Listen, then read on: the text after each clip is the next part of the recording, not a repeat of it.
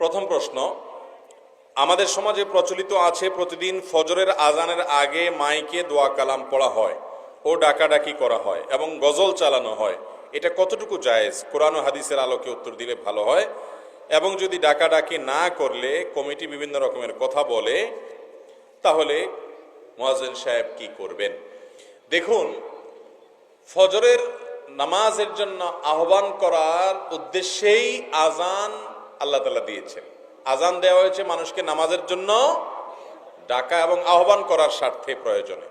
অতএব আজানের আগে পরে যদি আপনি ডাকাডাকির জন্য আরো কোনো পদ্ধতি এবং প্রসিডিউর অবলম্বন করেন, তাহলে কেমন যেন এই আজানটা মানুষকে ডাকার জন্য যথেষ্ট না। ঠিক না ঠিক? যে নামাজ পড়বে তার জন্য আজান যথেষ্ট ইনশাআল্লাহ। যে সালাত আদায় করবে না, গাফেল, তার জন্য আরো আধা ঘন্টা 1 ঘন্টা আগ থেকে মাইকে গজল গাইলেও সে নামাজ পড়তে আসবে। মনে রাখবেন, শরীয়ত যখন কোনো আমল ঠিক করে দিয়েছে কোনো জায়গায় কোনো উদ্দেশ্যে, সে উদ্দেশ্য বাস্তবায়নের জন্য আপনি আরো অনেকগুলো আমল নিজে থেকে নির্ধারণ করে নিলেন, এটি কোনো কোনো সময় বিদআতে পর্যবসিত হতে পারে। সব ক্ষেত্রে না, অনেক সময় আপনি কি বিশ্বাস থেকে করছেন, কোন চিন্তা থেকে করছেন, এটাকে কতটা গুরুত্ব দিচ্ছেন, এটার উপরে নির্ভর করে সেটা বিদআতে পর্যবসিত হতে পারে। এই কারণে আজানের আগে, আজানের পরে, বিশেষ করে অনেক মসজিদে দেখা যায় আজানের পরেও মাইকে ডাকাডাকি করা হয়, যে নামাজের সময় হয়েছে সবাই উঠেন আসেন, ডাকাডাকি করা হয়। তো আজানে কি করা হয়েছে? আজানের মধ্যে তো সেটাই বলা হয়েছে, হাইয়া আলাস সালাহ, তোমরা নামাজের জন্য আসো, সালাতের দিকে আসো।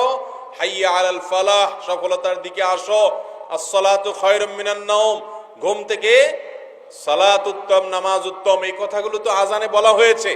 অতএব আপনি যদি আবার 5 মিনিট 10 মিনিট ধরে মাইকে গজল গেয়ে বিভিন্ন ভাবে ডেকে ডেকে মানুষকে ঘুম থেকে তোলাটাকে অপরিহার্য বানিয়ে নেন, তাহলে সেটা আজানের যে ইবাদত আছে সুন্নাহসম্মত, সেটার মধ্যে কেমন যেন আপনি সংযোজন করলেন। এই জন্য এটা না করা উত্তম। আমরা বরং আজানের উপরে সীমাবদ্ধ থাকবো ইনশাআল্লাহ। আর মানুষকে সালাতের গুরুত্ব বুঝাবো, সালাতের প্রতি মানুষের সিরিয়াসনেস আনার চেষ্টা করব, কাউন্সেলিং করব, যাতে করে সে সালাতের জন্য চলে আসে। সবার হাতে হাতে আজকাল মোবাইল ফোন, এবং সকল মোবাইল ফোনেই অ্যালার্ম দেওয়ার ব্যবস্থা আছে। অতএব আমরা নিজের ব্যক্তিগত ব্যবস্থাপনায় ঘুম থেকে যেন উঠতে পারি, সেটি আমরা গ্রহণ করব। আর পুরো এলাকার মানুষকে আজানের মাধ্যমে সালাতের জন্য আহ্বান করব। ভিন্ন কোনো মাধ্যম নিজেরা সৃষ্টি করা উচিত হবে না।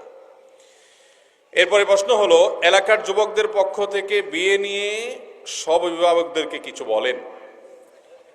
যেখানে যাই যুবকদের আর্তনাদ, যুবকদের হাহাকার, যুবকদের তাদের হাহুতাশ, এটা আমাকে দেখা লাগে। সব জায়গায় প্রশ্ন যুবকরা দিবেই যে হুজুর আব্বাকে বুঝায় দেন, চাচারে বুঝায় দেন, জেঠারে বুঝায় দেন, একটু আমাদেরকে যেন বিয়ে শাদী দেয়। মুরব্বীরা এগুলো লক্ষ্য রাখবেন যে যুবকরা বিয়ে করতে চায়, জেনা করতে চায় না। যুবকরা বেশিরভাগ